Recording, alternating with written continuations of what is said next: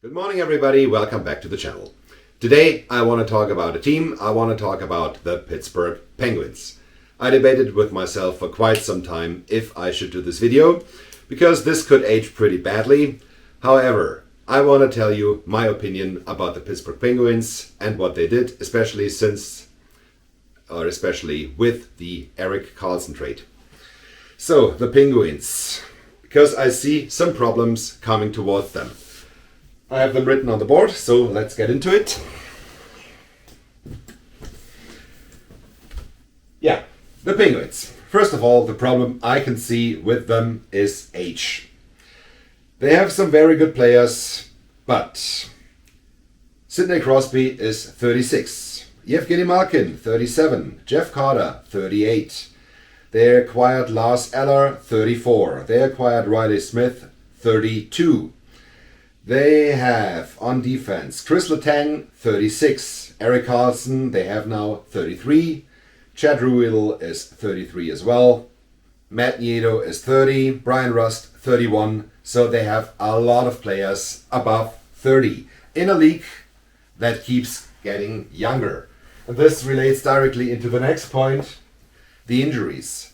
The last season, so the 2022-2023 season, they had not a lot of injuries. Sidney Crosby played 82 games. Evgeny Malkin played 82 games. Rickard Rakell played 82 games. Lars Eller, okay, he was traded and played with the Capitals and the Avalanche. He played 84 games. Erik Karlsson played 82 games.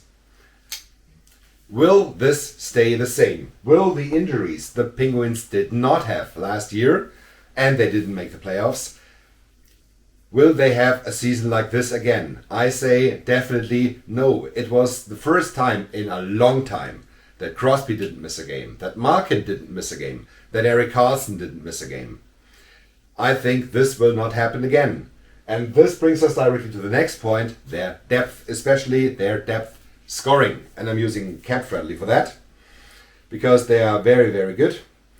What do the Penguins do if one of their two top guys is injured? Who comes to replace them? Jeff Carter, who is 38, last year he had 29 points in 79 games. Use him as a top two center? I don't know. Lars Eller, who had 23 points in 84 games, use him as one of your top two centers. I don't see that. They're scoring on the wings. Yeah, right now, of course, with the asterisk is that Jake Gunsel is right now injured. I don't know if he will be back to the start of the season. He would be very important for the Penguins. With his 73 points in 78 games, he was pretty important as a scorer from the wing. But yeah, replacing him with Riley Smith, who had 56 points in 78 games. Brian Rust, who had 46 points in 81 games. Right now on the depth chart, their second line wingers are Matt Nieto, who had 24 points in 81 games. Rickard Rakell, who had 60 points in 82 games. Okay, he was pretty good. But although he is above 30, some of these guys get hurt. What do the Penguins do? They had a lot of success in recent years, which transposed to they were trading away a lot of first round picks. So their depth, their prospect depth, is really not that good. The only they had not a lot of, as mentioned, not a lot of first round picks on their prospect chart. The only first round pick in their depth chart is Brent Yeager, who was the first round pick in 2023. So he is 18 years of age. He was the number 14 pick in this year's draft. Is he NHL ready? And in case he's ready, can he already help in case one of their standard wingers, their normal wingers, is getting injured?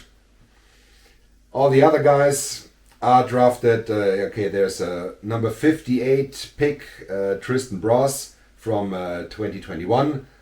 All the other prospects they have are drafted 140 and later. The chance these guys going jumping into their roster and helping them right now, they are pretty slim. On their defense as well, the highest pick in their prospect pool is also around pick number 140. That these guys come in and help right away. I think this could be a risky game in case injuries, lack of depth, and age, which will directly relate to injuries. In case this happens to the Penguins, they will definitely have a problem. Also, alphas. Who is the alpha? Who is the guy on the Pittsburgh Penguins? Yeah, of course, it's Sidney Crosby. But they traded for Erik Karlsson, who is definitely an alpha by himself. He had the best season of his career. He had a great season. On the San Jose Sharks, he scored 101 points. The year before, when he played together with Brent Burns, who also qualifies as an alpha, definitely, it was a pretty bad season, not only for the Sharks, but also for Karlsson. When he was the guy, he had a fantastic season, but Erik Karlsson will not be the guy on the Penguins. There is Sidney Crosby, there's Yevgeny Malkin, there is Chris Letang on D. Could there be also the problem between Karlsson and Letang, as it was between Karlsson and Burns? I'm definitely not sure about that. Will this work? Remains to be seen. It's, I think, a pretty risky gamble taken by Kyle Dubas, the new general manager. He also gave away in this trade not only a defensive defenseman like Jeff Petrie and Marcus Granlund, who was a good defensive forward, and also Jan Ruda, who was also a good defensive defenseman. The trade brought them Erik Karlsson, who is a pure offensive defenseman. This brings me also into the last point, style and systems. Erik Karlsson played on the San Jose Sharks. He was the guy. And did he really play defense? I rewatched a Sharks game from last season yesterday. Erik Karlsson, when on the ice, always was in front of the net, behind the net, doing offensive things, playing as a rover, purely in the offensive end.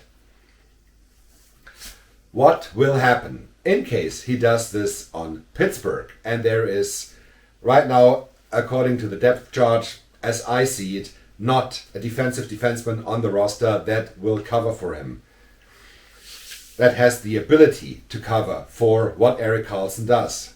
And what will a guy like Sidney Crosby, who is still the guy on the Penguins, he is their guy, what will he say? Erik Karlsson goes to the net, tries to score, tries to create points, create assists, and then there's a turnover and the Penguins allow a goal. Will Crosby say, yeah, Erik, everything fine, everything well? Or will he say, what are you doing in front of the net? You're supposed to play defense. You're supposed to be back on the blue line, stopping the guys when we have a turnover, scoring. And you're not there, and you're leaving your partner alone in the own zone, and he has no chance on a 4-against-1 or on a 3-against-1. What will this do to the style Erik Karlsson plays? What will this do to the system of the Penguins? And I also see I definitely see a problem there. The time will tell if I'm right, but right now, although they do have a chance, yeah, definitely, and it will be pretty close in the East, who will make the playoffs or who will make not, I do not see the Penguins as a playoff team in 2024 because of all these problems that could happen, that could occur. Okay, that was my opinion. What do you think about the Pittsburgh Penguins? Will this work? Will they be a playoff team? Will they have a chance to compete for a Stanley Cup? Or will the problems that can occur and they will not only not make the playoffs but fall back even further and suffer even longer from giving away parts of their future for trying to win in the present? I personally think they should have done a rebuild or started a rebuild latest this offseason, so between the in 2023, this year, or even the year before, by not handing out new contracts to aging stars like Malkin and Letang. Yeah, they try to be loyal to these guys, but will this help them winning right now? But because it will definitely not help them in the future. Let me know your thoughts in the comment section below regarding the Pittsburgh Penguins. Thank you very much for watching. Don't forget to hit like and subscribe, and see you soon with, in the next video I will talk about jerseys. The jersey collection of the Florida Panthers will be the next hockey related video. I hope to see you then. Have a good time. Goodbye.